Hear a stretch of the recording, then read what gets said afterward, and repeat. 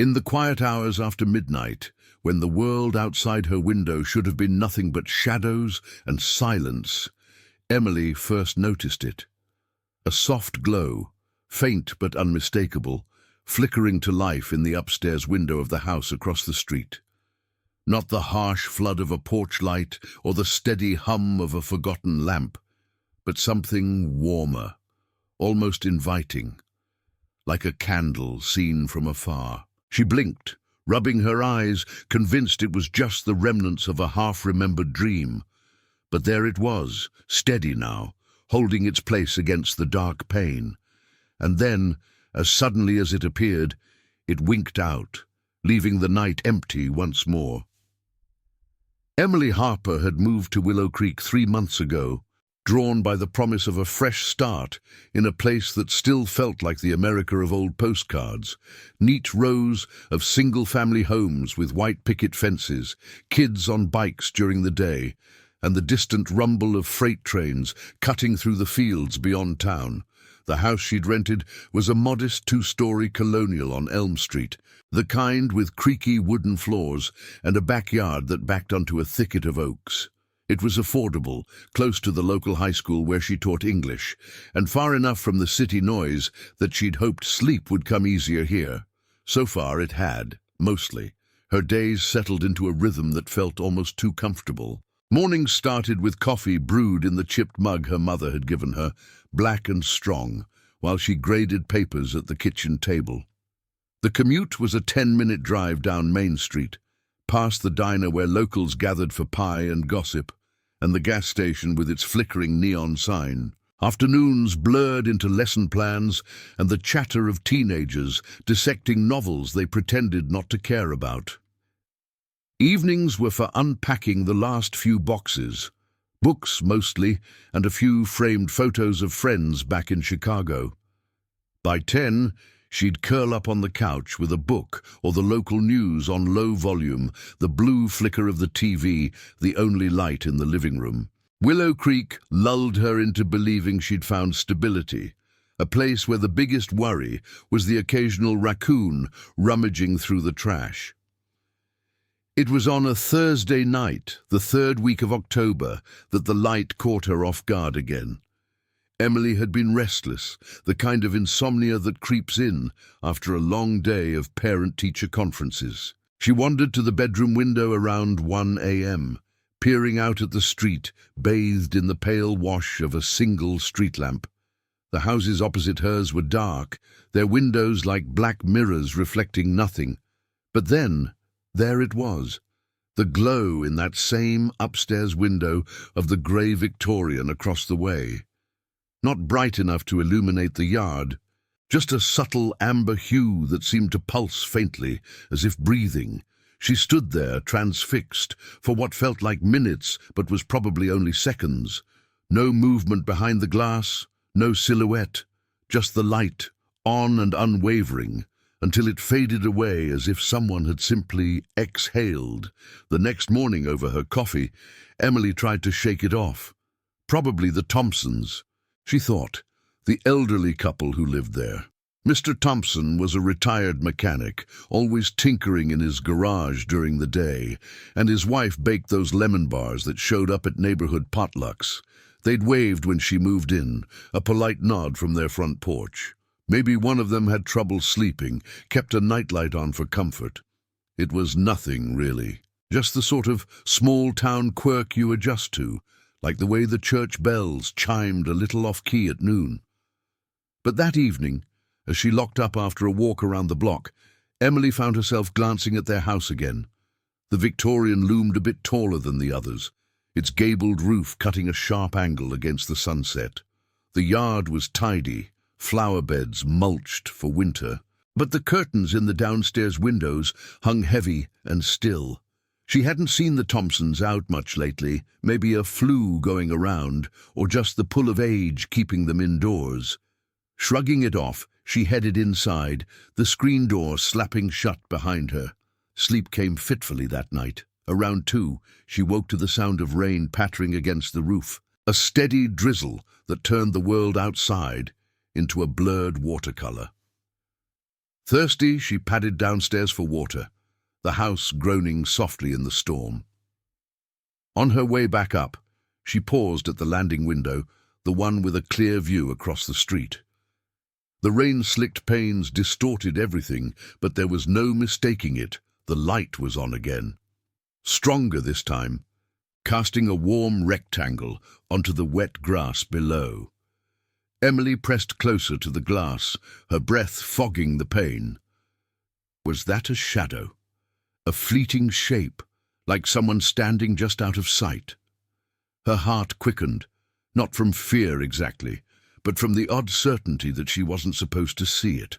By morning, the rain had cleared, leaving puddles that mirrored the crisp blue sky. Emily drove to school with the radio on, some classic rock station to drown out her thoughts. At lunch, she mentioned it casually to Sarah, the history teacher who lived a few blocks over. "You ever notice anything weird at the Thompsons' place? Lights on late?" Sarah frowned, stirring her yogurt. "Not really, they're quiet folks. Why?"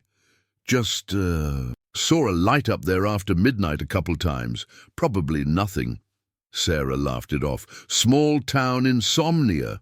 Happens to the best of us." Emily nodded, but the unease lingered through her afternoon classes. She caught herself staring out the classroom window toward the edge of town, where the road stretched out like a ribbon toward the horizon. Driving home, she took the long way, past the motel on the outskirts with its vacancy sign buzzing faintly. The Victorian came into view too soon, its windows dark in the fading light. No cars in the driveway, no signs of life. She pulled into her own spot, groceries in hand, and forced herself to focus on dinner, pasta, simple, the kind of meal that grounded you. That night, as the clock ticked past 12, Emily lay in bed. The covers pulled tight.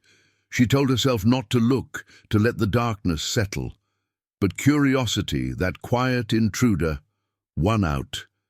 She slipped to the window, parting the curtains just enough. The street was still, the other houses asleep. And then, right on cue, the light bloomed in the glass across the way, soft, insistent, like an eye opening in the night. This time, it stayed longer, and in its glow, Emily swore she saw the curtains twitch ever so slightly.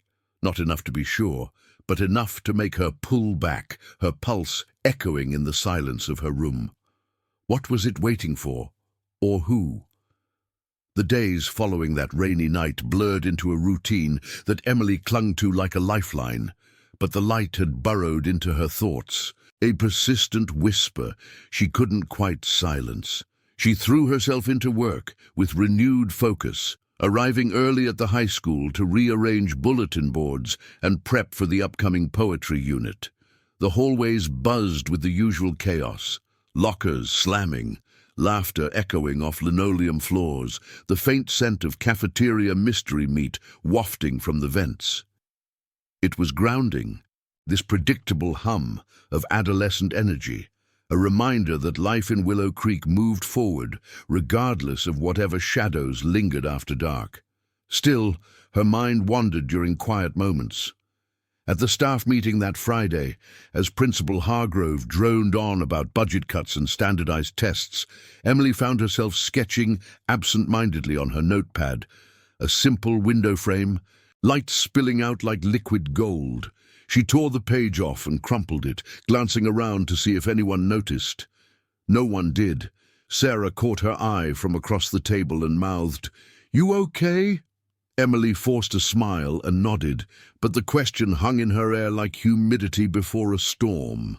That evening, she stopped at the diner on Main Street for takeout, meatloaf special, mashed potatoes on the side, the kind of comfort food that stuck to your ribs.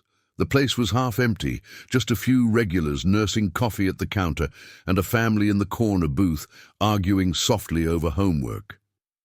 Betty, the waitress who'd been pouring refills since before Emily was born, slid the styrofoam container across with a wink. "Heard you're settling in nice over on Elm. Any good stories from the big city yet?" Emily chuckled, handing over a few bills. Not much, just trying to keep up with the quiet here.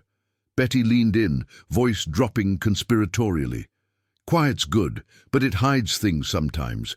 You watch yourself walking home. Coyote's been sniffing around the edges of town lately. Emily nodded politely, but as she stepped out into the cooling dusk, the words echoed oddly. The sun dipped low, painting the sky in streaks of orange and purple, and she drove the short stretch home with the windows down, letting the crisp air chase away the diner's grease. Elm Street welcomed her with its familiar symmetry.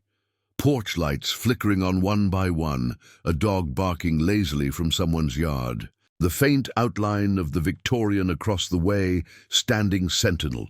She ate alone at the kitchen table, the TV murmuring in the background, a rerun of some old sitcom, canned laughter that felt out of place. Afterward, she unpacked another box from the hallway closet, a stack of novels she'd collected over years of teaching, their spines worn from countless recommendations to students. As she shelved them in the living room, her gaze drifted to the front window. The Thompsons' house was dark, save for the automatic sensor light over their garage, which buzzed faintly like a distant insect. No movement, no signs of the life that should be there. She wondered, not for the first time, if they were okay, maybe a vacation, or one of those family emergencies that pulled people away without notice. Sleep evaded her again that night. The clock on her nightstand glowed 11:47 when she finally turned off the lamp, the room settling into that heavy quiet unique to small towns. No sirens, no traffic, just the occasional creak of the house shifting. Emily lay on her back, staring at the ceiling fan's lazy spin, her mind replaying the light's appearances like a loop of film. 3 times now, always after midnight, always in that same window. Coincidence, she told herself. The brain played tricks in the dark, especially when you were new to a place, still mapping its rhythms. By 12:30, restlessness won. She slipped out of bed, barefoot on the cool hardwood, and padded to the window. The curtains were sheer enough to let moonlight filter through, casting faint patterns on the floor. Outside, the street lamp hummed softly, illuminating the empty sidewalk and the row of parked cars, their hoods still warm from the day's sun. She waited, breath shallow, half hoping, half dreading. Minutes ticked by, 12, 42, 12, 45, and nothing. Relief washed over her, mingled with a strange disappointment. See, she thought, just your imagination. But then, at 12:52, it happened. The glow emerged, not sudden but gradual, like dawn breaking on a horizon you couldn't see. Soft amber, spilling into the night, confined to that single upstairs pane. Emily's hand tightened on the curtain fabric. She leaned closer, eyes straining against the glass. No rain this time to distort the view. The night was clear, stars pricking the sky like distant warnings. The light held steady, brighter than before, enough to etch the window's edges in sharp relief. And there, yes, definitely, a subtle shift in the curtains, as if a breeze had stirred them from within. But the air was still. No wind rustled the oaks in her yard. Her pulse quickened, a steady thrum in her ears. Was someone there, watching? The thought slithered in unbidden, making her pull back slightly, though she couldn't tear her eyes away. It felt personal now, this light, not random, but directed, like a signal meant for her alone. She scanned the rest of the house. Downstairs windows black as ink, no porch light, no flicker from the garage. Just that one glow, isolated and insistent. Emily retreated to bed, but sleep was a lost cause. She tossed until dawn, the first hints of grey light seeping under the blinds. Morning brought clarity, or at least the illusion of it. Over coffee, she decided to do something proactive. After school, she'd knock on the Thompsons' door, offer to pick up their mail or drop off some soup from the diner. Simple neighborliness, nothing more. It would explain everything, the light, the quiet, and put her mind at ease. The school day dragged, her lessons on metaphor and imagery feeling ironically apt, Students slouched in their seats, doodling or staring at phones under desks, oblivious to the undercurrents of unease she carried. At the final bell, Emily lingered in the parking lot, chatting with Sarah about weekend plans, a movie at the old theatre downtown, maybe burgers after. "You should come," Sarah said. "Get out of that house for a bit." Emily agreed, but as she drove home, the invitation felt like an escape she wasn't ready for. The Victorian appeared in her windshield sooner than expected, its facade unchanged, paint peeling slightly on the eaves, shutters hanging straight. She parked and crossed the street before she could second-guess herself, climbing the 3 steps to their porch. The doorbell chimed inside, a muffled echo that seemed to fade into emptiness. She waited, knocking lightly. "Hello, Mr. Thompson. It's Emily from across the street." Silence. No footsteps, no rustle of curtains. She peered through the sidelight. A hallway, dim and orderly, a coat rack with empty hooks, mail spilling from a box on the side table, unopened envelopes, dates going back weeks. Her stomach twisted. Turning away, she noticed something else. The upstairs window, now in daylight, its glass smudged as if from recent handling, and on the sill inside, barely visible, a small object, a lamp, ordinary, with a fringed shade. But who turned it on, and why only at night? Back in her own kitchen, Emily unpacked groceries mechanically, the routine a thin shield against the growing doubt. Had she imagined the curtains twitch, or was the house watching her, waiting for her to look again? As evening fell, she drew her own curtains early, the fabric heavy against the windows. But isolation crept in, the kind that made every floorboard sigh feel like company.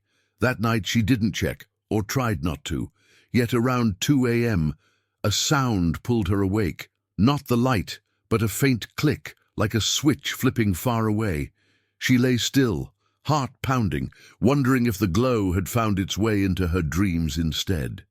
The days stretched into a monotonous haze, each one layering another coat of unease over Emily's routine, like frost on a winter window. She avoided the street view as much as possible, keeping her blinds drawn tight during the day and turning on every light in the house come evening. The high school became her refuge, a place where the clamor of bells and voices drowned out the quiet questions circling her mind. But even there, fragments of the night intruded.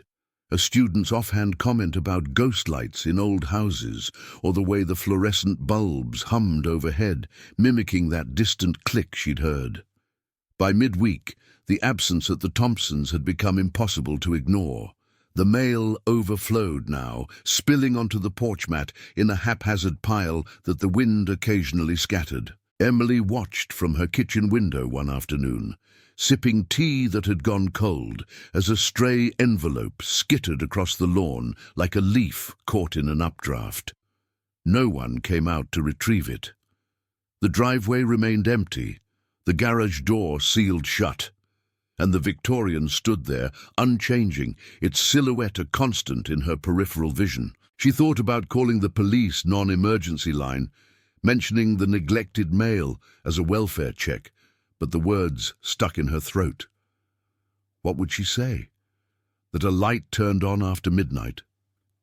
It sounded foolish, the kind of thing that earned you a reputation as the new neighbor with too much time on her hands.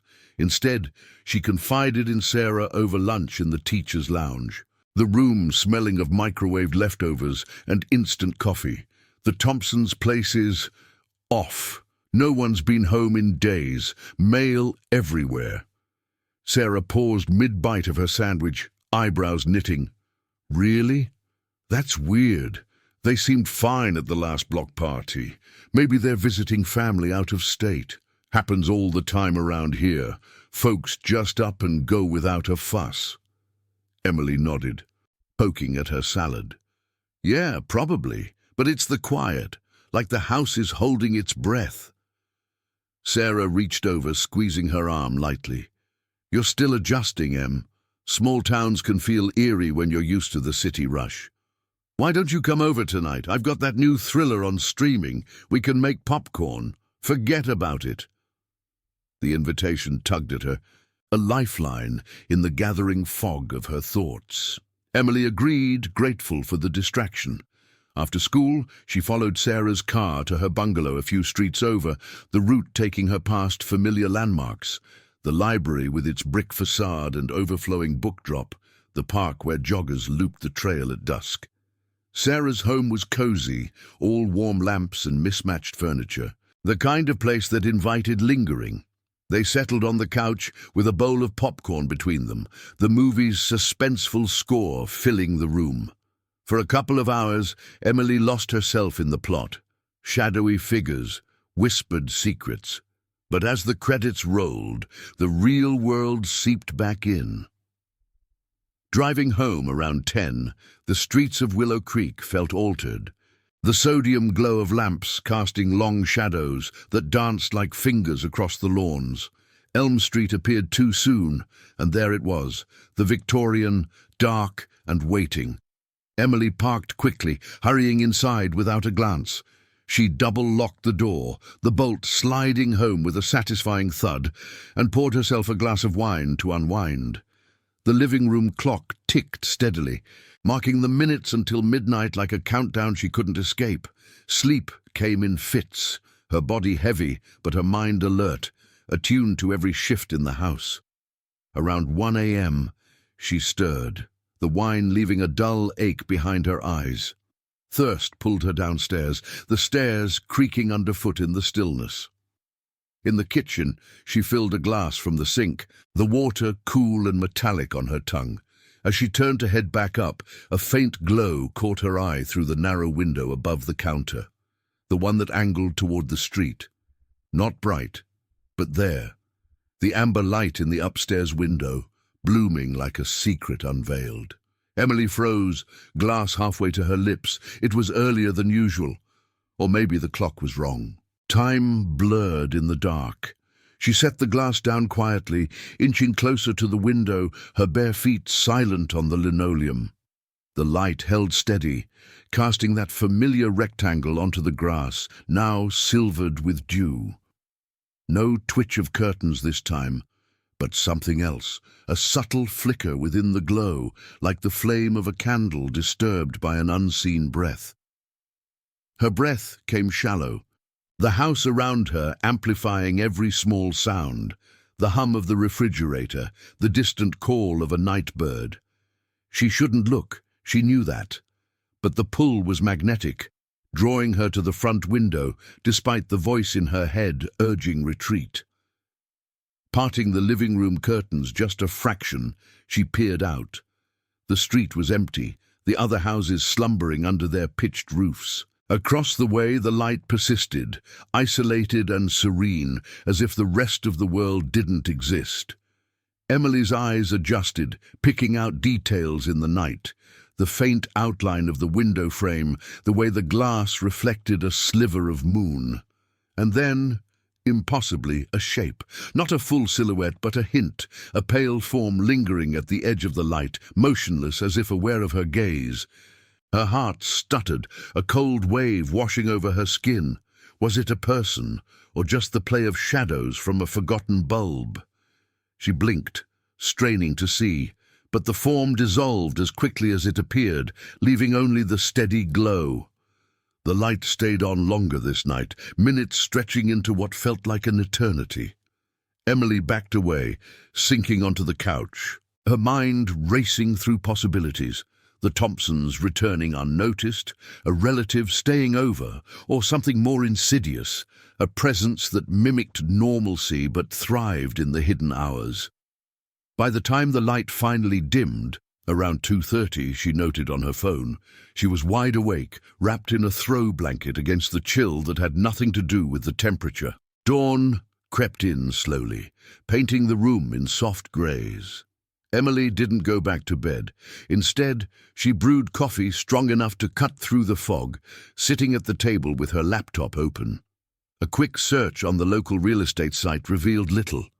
The house had been in the Thompson family for decades, no recent sales or listings. Obituaries? Nothing recent. She closed the tab, rubbing her temples, Paranoia, that's all it was. The isolation of a new town, amplified by long nights alone. But as morning light filled the kitchen, she couldn't shake the feeling of being observed, even in the brightness. Glancing out the window, she saw the mail still scattered on the Thompsons' porch, unmoved. The upstairs window stared back, blank and innocent in the sun. Emily dressed for work, her movements deliberate, as if routine could ward off the encroaching doubt. At school, she taught her classes on autopilot, her voice steady, but her thoughts fractured, replaying the flicker, the shape, the unrelenting pull of that glow. That afternoon, on impulse, she drove to the library after work, the building a squat structure with wide steps and ivy climbing the walls. The reference desk was manned by an older woman, glasses perched on her nose, who looked up with a welcoming smile. "Looking for local history?" she asked, noting Emily's hesitant approach. "Something like that? The house across from mine on Elm, the Victorian, the Thompsons, any records or anything?" The librarian tapped at her keyboard, brows furrowing. "Let me see. Here. Owned by Harold and Margaret Thompson since '78. Quiet couple from what I recall. He passed last year. Heart attack, I think. She moved to assisted living in the spring. Family sold it, but it's been empty since. Waiting on renovations, probably." Emily's stomach dropped. Empty. But the light. Sold. To who? The woman shrugged, closing the file. "Some investment group out of the city. No one's living there yet. Odd, isn't it? Houses like that don't stay vacant long in Willow Creek." Emily thanked her and left, the information buzzing like static in her head. Empty. The word echoed as she drove home, the road winding past fields, turning gold with autumn. Pulling into her driveway, she avoided looking at the Victorian, but its presence loomed, the windows like vacant eyes. Inside, she locked up early, the click of the deadbolt louder now, more final. Evening fell with a hush, the neighborhood settling into its patterns, distant TV murmurs, a car door slamming 2 houses down. As night deepened, Emily sat in the living room, a book open but unread in her lap. The clock neared midnight, each tick a reminder. She told herself she wouldn't check. That knowledge of the emptiness explained it all. A timer left on, a wiring glitch. But doubt gnawed, whispering of other explanations, ones that didn't fit the tidy logic of small-town life. Around 12:15, unable to resist, she rose and approached the window, heart heavy in her chest. The street lay still, shadows pooling under the oaks, and then, inevitable as breath, the light ignited, warm, beckoning in the window of an empty house. This time the flicker within was unmistakable, a rhythm like a pulse, drawing her closer despite the chill of certainty settling in her bones. Emily stood frozen at the living room window. The curtain pinched between her fingers like a lifeline she wasn't ready to release.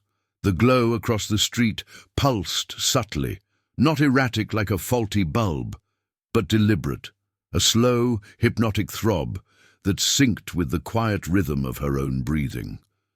The house was empty. The librarian had said so, her words replaying in Emily's mind like a looped recording. Empty, yet alive in this singular way. As if the Victorian had its own secrets, buried deep in the walls or the floorboards that creaked without footsteps. She should turn away, draw the blinds, and retreat to the safety of her bed. But her feet remained rooted, the pull too insistent to ignore. The night outside was unnaturally still, the kind of quiet that amplified the smallest sounds, the faint tick of her wall clock, the distant hum of a refrigerator in a neighbor's house, the soft sigh of wind through the oaks that bordered her yard. Willow Creek slept on, oblivious, its residents tucked behind drawn curtains and locked doors, trusting the illusion of security in their orderly suburb. Emily envied them that trust. For her, the light was an unraveling thread, tugging at the edges of everything she thought she knew about this place. She'd come here for peace, for the simplicity of small-town life. The morning walks to the corner store for fresh eggs, the Friday night football games under the floodlights at the high school field, the way neighbors wave from their driveways without needing names. But now, that peace felt fragile, like glass etched with invisible cracks. Minutes passed, or perhaps hours. Time lost its shape in the dim room. The flicker within the glow sharpened, resolving into something almost recognizable, a shadow dancing at the periphery, not quite human, but echoing the form of one. Emily's breath caught, fogging the pain in shallow bursts. Was it the reflection of a street lamp on a loose shutter? Or something else, something that had waited in the empty house for eyes like hers to notice? She leaned closer, her forehead pressing against the cool glass, willing the shape to clarify. It didn't. Instead, it seemed to pause, as if sensing her scrutiny, then dissolved into the amber haze, leaving only the steady light behind. A shiver ran through her, not from cold, but from the dawning realization that this wasn't about the Thompsons anymore, or even the house itself. It was about her, about being seen in return. The thought coiled in her chest, tightening like a spring wound too far. She'd moved to Willow Creek to escape the noise of Chicago, the relentless pace that had left her drained after years of lesson plans and late-night grading, the breakup that still lingered like a bruise. Here, she'd imagined rebuilding, piece by quiet piece. But the light suggested otherwise. It whispered of connections she hadn't sought, of a gaze that pierced the distance between houses, between lives. She forced herself to step back, the curtain falling into place with a whisper of fabric. The living room felt smaller now, the walls pressing in with shadows that hadn't been there before. Emily flicked on the overhead light, the harsh bulb banishing the dark, but doing little to dispel the unease. She paced to the kitchen, brewing another cup of tea, chamomile, something to soothe the nerves she hadn't admitted were frayed. As the kettle whistled, she glanced at the clock. 1:17 a.m. The glow should have faded by now, based on the pattern she'd unwittingly memorized, but when she risked another peek through the side window, it persisted, brighter even, casting elongated rectangles across the dew-kissed lawn, like fingers reaching toward her own doorstep. Her mind raced through rational anchors, a forgotten timer from the previous owners, squatters slipping in under cover of night. But the librarian's records were clear. No activity, no keys handed over to contractors yet. Emily sank into a chair at the kitchen table, the tea steaming untouched before her. Memories surfaced unbidden, her first night in the house, unpacking boxes under the glow of a single lamp, the way the empty rooms had echoed with possibility. Now those same rooms felt complicit, as if the walls of her own home were listening, waiting for her next move. She thought of Sarah's invitation to the movie, the easy laughter that had briefly pushed the mystery aside. Why hadn't she stayed longer?